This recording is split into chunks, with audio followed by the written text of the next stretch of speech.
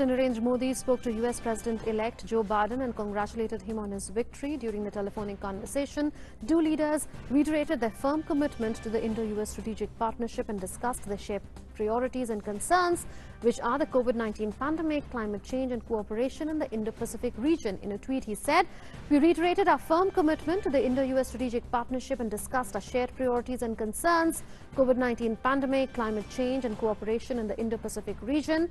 PM Modi warmly recalled his earlier interactions with Joe Biden, including during his official visits to the US in 2014 and in 2016.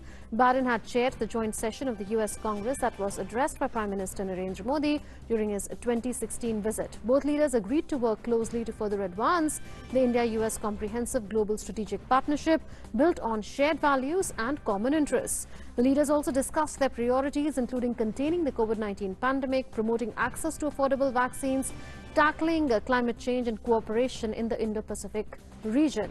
The Prime Minister also conveyed warm congratulations for Vice President-elect Kamala Harris. He said her success is a matter of great pride and inspiration for members of the vibrant Indian-American community who are a tremendous source of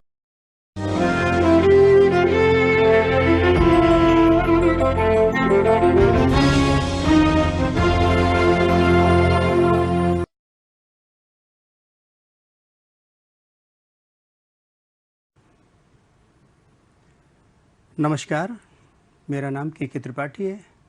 मैं लखनऊ के boys Anglo Bengali inter college में प्रवक्ता के पद पर कार्यरत हूँ। बच्चों, आज मैं यहाँ पर आपको कक्षा 10 में गणित विषय के अध्याय 4 अर्थात द्विघात समीकरण को पढ़ाऊँगा, जिसमें मैं पहले भाग में कुछ बातों पर चर्चा करूँगा। वे इस प्रकार हैं। पूर्व ज्ञान पर थोड़ी सी बात करूंगा, उसके बाद मैं आप लोगों को द्विघात समीकरण का मानक रूप दर्शाऊंगा और द्विघात समीकरण की जांच करना बताऊंगा। दिया गया समीकरण द्विघात समीकरण है अथवा नहीं। गुणनखंड विधि द्वारा इस समीकरण का हल करेंगे और उसके बाद में द्विघात समीकरण का निरूपण भी करेंगे, बनाना सीखेंगे। द्विघात समीकरण के मूलों की जांच भी करेंगे और कुछ प्रश्न हैं उनको करेंगे। तो आइए बच्चों आगे चलते हैं। आप देख सकते हैं अध्याय 2 के अंतर्गत आपने अध्याय 2 में बहुपद पढ़ा था आपने, और बहुपद में ही आप लोगों ने द्विघात बहुपद भी पढ़ा था। द्विघात बहुपद का व्यापक रूप इस प्रकार होता है ax² + bx + c, और इसके शून्यकों को भी आपने समझा था। शून्य क्या थे? चर यहां पर x चल रहा है, अर्थात चर के वे मान जो इस बहुपद को शून्य बना दें, संतुष्ट करना कहते हैं इसे शून्य बना दें, तो ये हमारे शून्यक हैं। तो इसी बात को हम अब आगे बताएंगे आपको। तो अब बच्चों हम आप लोगों को द्विघात समीकरण की परिभाषा देंगे और द्विघात समीकरण का मानक रूप भी आपको दिखलाएंगे। तो आप देखिए यहाँ पर x में एक द्विघात समीकरण इस रूप का होता है, अर्थात ax² + bx + c = 0 इस रूप का होता है। ध्यान दीजिए यहाँ पर x² का गुणांक a है, x का गुणांक b है और x से रहित पद c है। और यहाँ पर यह भी ध्यान दीजिए x की घटती हुई घातों में, अर्थात x की घात 2, 1 और x की घात 0 भी यहाँ कह सकते हैं। किसी चीज की घात 0 का मतलब 1 होता है। तो बच्चों यहाँ पर आपने देखा द्विघात समीकरण का ये रूप है, इसी को हम मानक रूप कहेंगे। और आपको यहाँ पर कोई भी समीकरण अगर इस रूप का मिलता है, उसमें अधिकतम घात 2 होती है, तब ये हमारा द्विघात समीकरण। एक आगे बात और लिखिए, देखिए a is not equal to 0, a 0 के बराबर नहीं है। ऐसा देखिए इसलिए लिखा हुआ है, यदि a को आप 0 रख देंगे यहाँ पर, तो 0 और x² का देखिए यहाँ पर जब गुणा होगा तो ये पद गायब हो जाएगा और आपको यहाँ पर एक रैखिक समी, ये तो 0 से गुणा होकर 1 हुआ, तो ये आपको यहाँ पर रैखिक समीकरण मिल गया जिसकी घात 1 है, अर्थात ये द्विघात समीकरण नहीं हो सकता। इसीलिए ये शर्त दी जाती कि ये शर्त अवश्य है कि एक्स स्क्वायर का गुणांक 0 नहीं हो सकता, एक्स की घात 2 का गुणांक 0 नहीं हो सकता। अब देखिए यहाँ पर एक एग्जाम्पल दे रहे हैं कि पहले हमारे पास सपोज कीजिए कि ये एक द्विघात समीकरण लिखा हुआ है।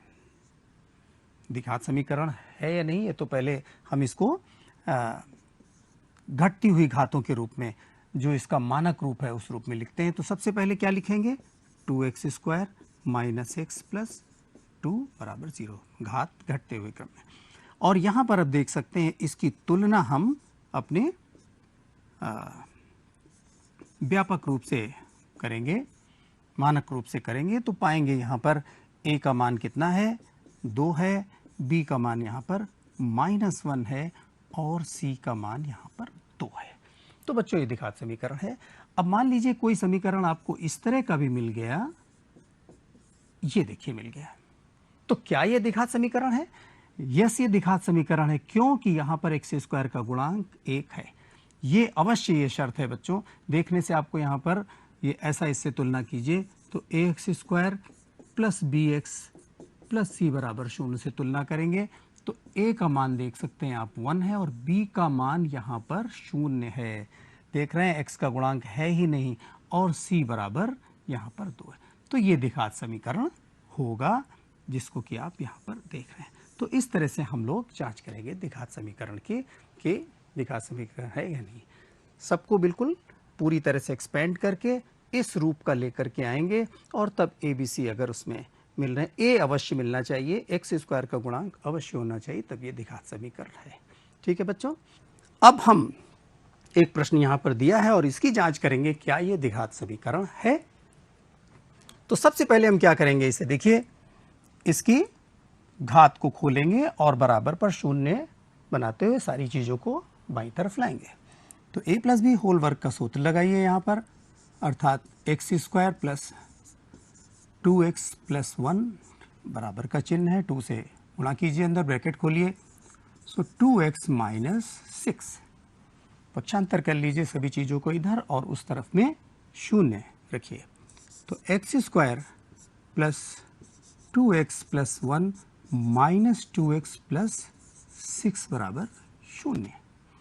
देख सकते हैं बच्चों 2x ऋणात्मक और धनात्मक दोनों ही 2x हैं, चिन्ह विपरीत हैं, कैंसिल हो गए।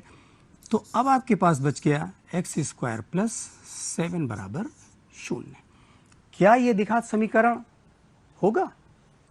चलिए इसको हम तुलना कर लेते हैं व्यापक समीकरण से। तो मानक रूप हमारे पास bx प्लस सी बराबर 0 था। अब यहाँ पर देखिए हमारे पास a बराबर कितना दिया हुआ है, 1 है, क्योंकि एक्स स्क्वायर का गुणांक यहाँ कुछ नहीं, तो अर्थात 1 यहाँ पर a है। x का गुणांक यहाँ पर b है, परंतु हमें यहाँ पर x का पद नहीं ज्ञात है, नहीं दिया हुआ है, अर्थात 0 रहा होगा। तीसरी बात देखिए, x से रहित पद c और उसका मान यहाँ पर कितना, प्लस 7 दिया हुआ है। अर्थात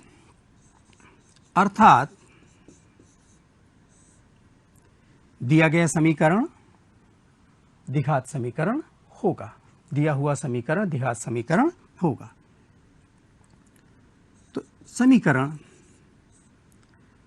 x माइनस 1 घात 2 बराबर 2 x माइनस 3 एक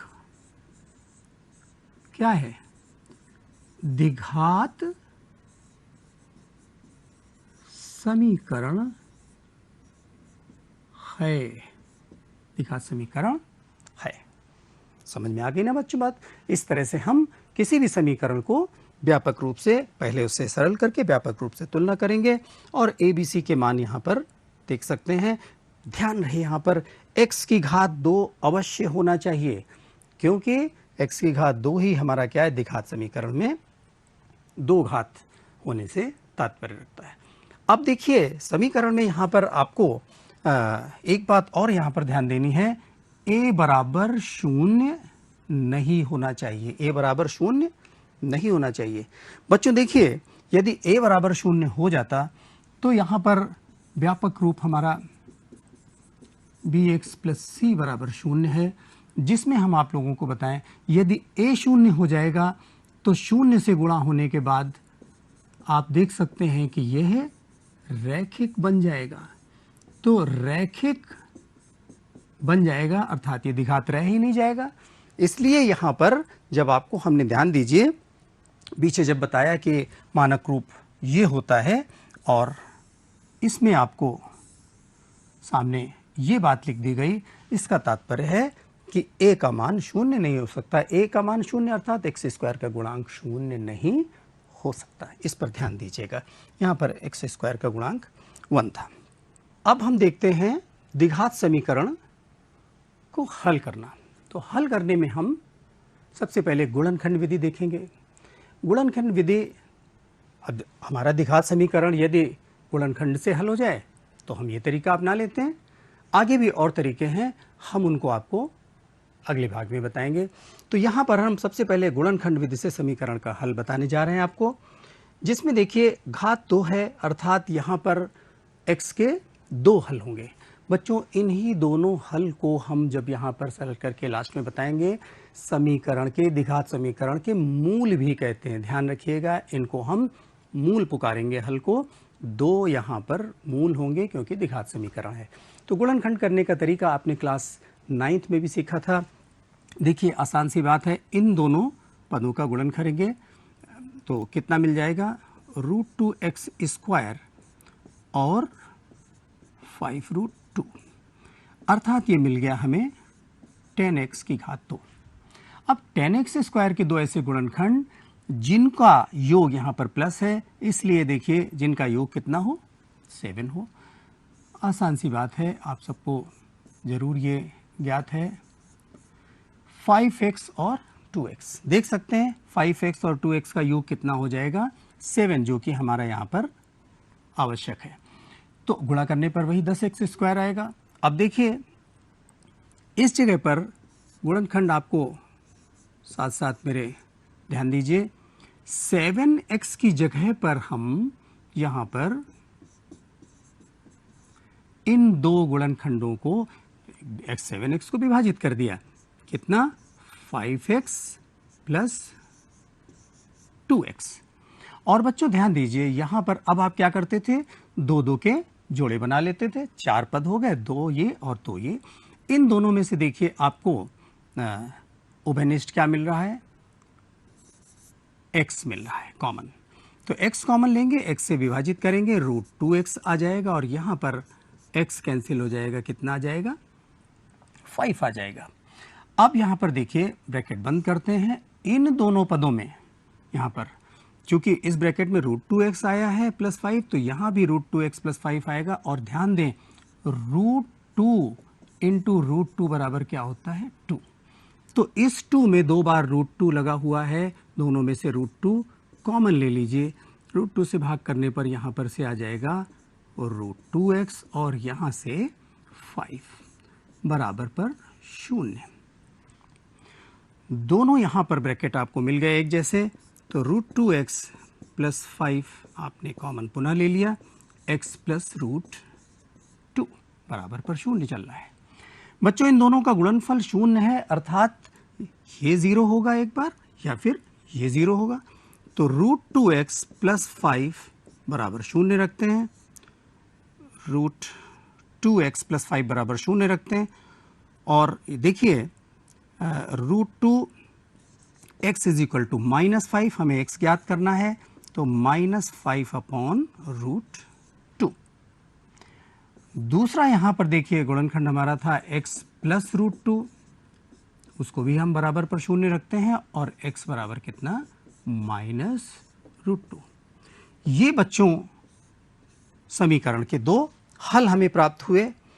और आप यहाँ पर ये अच्छी तरह से देख लीजिए, इन्हीं को हम समीकरण के मूल कहते हैं। अर्थात द्विघात समीकरण √2x² प्लस 7x प्लस 5√2 बराबर 0 के दो मूल क्या होंगे, x बराबर -5/√2 और x बराबर -√2।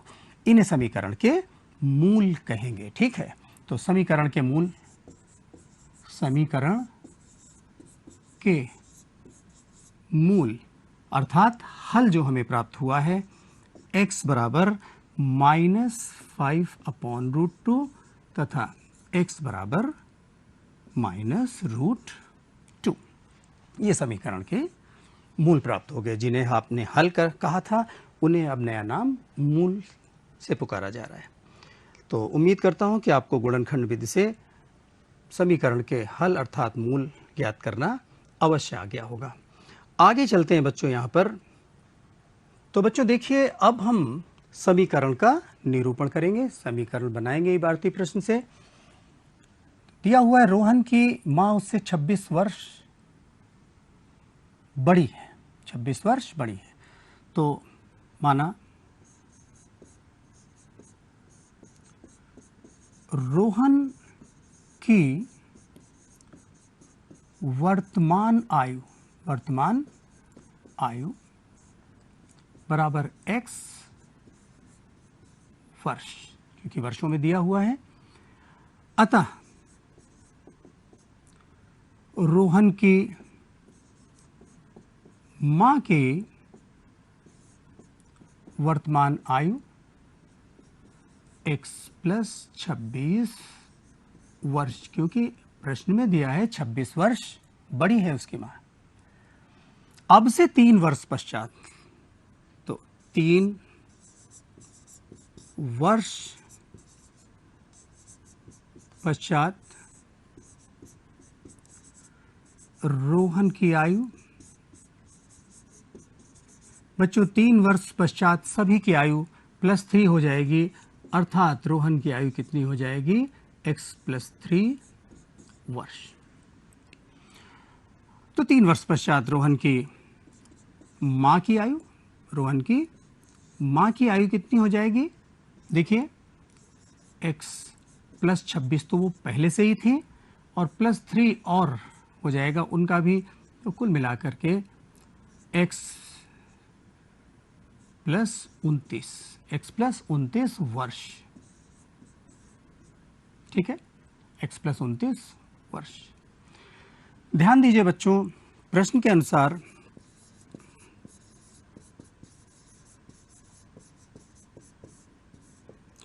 प्रश्न के अनुसार 3 वर्ष पश्चात, अब से 3 वर्ष बाद दोनों का गुणनफल, ध्यान दीजिए गुणनफल अब से 3 वर्ष पश्चात 360 हो जाएगा, अर्थात रोहन की आयु गुणा उनकी मां की आयु, ये बराबर 360।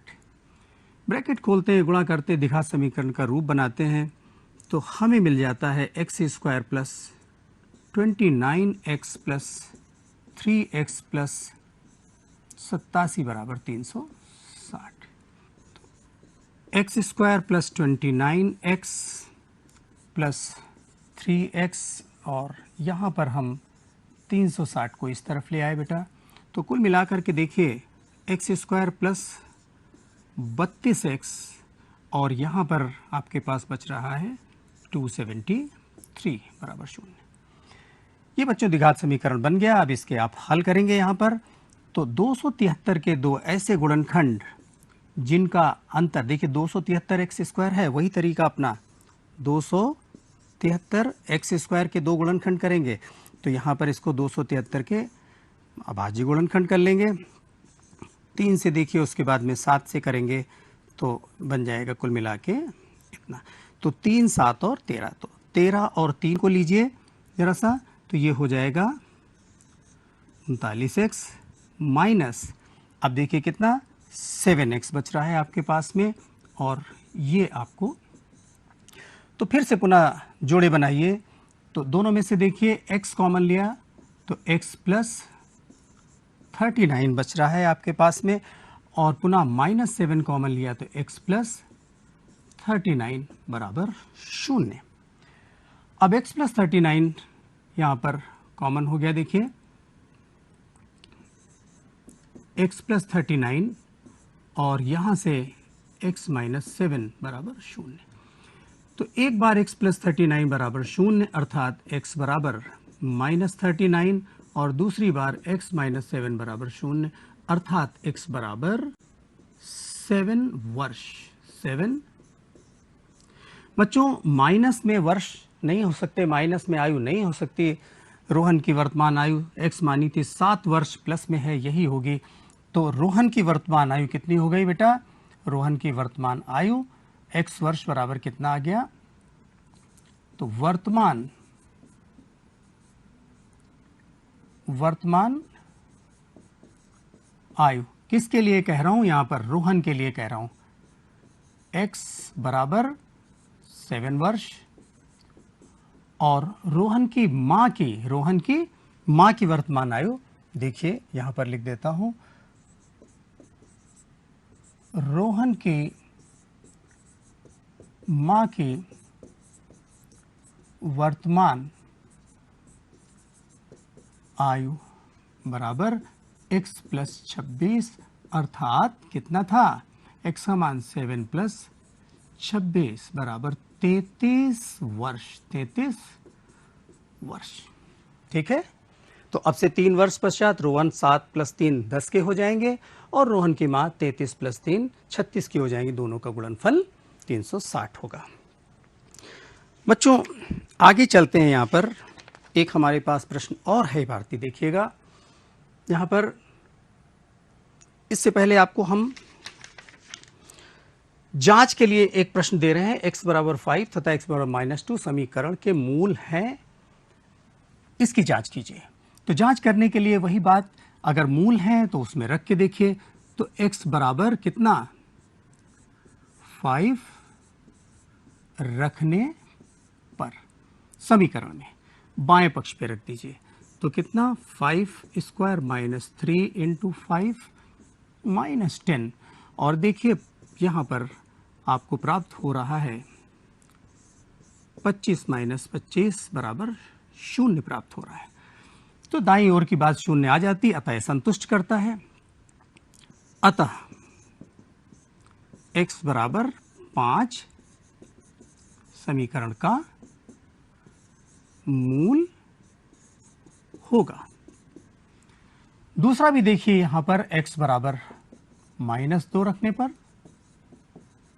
पर -2 की घात 2 -3 -2 -10 4 प्लस 6 -10 अर्थात ये आपको प्राप्त हो गया 0 पुनः। तो x बराबर -2 रखने पे 0 प्राप्त होता है। अतः x बराबर -2 भी एक मूल होगा। समीकरण का मूल, द्विघात समीकरण जो भी दिया है उसका मूल होगा। तो समीकरण के द्विघात समीकरण के मूल x बराबर 5 और x बराबर -2 सत्य है। ये सत्यता की जांच हो गई बच्चों। इस प्रकार से आप मूलों की जांच कर सकते हैं कि किसी द्विघात समीकरण के मूल हैं या नहीं है। आगे चलते बच्चों, एक हमारे पास प्रश्न है, अंतिम प्रश्न है आपके लिए। तो देखिए बच्चों, हमें दिया हुआ है समकोण त्रिभुज की ऊंचाई। बच्चों समकोण त्रिभुज ABC आपने ले लिया, B पर 90 डिग्री है, ऊंचाई आधार से 7 कम है। तो माना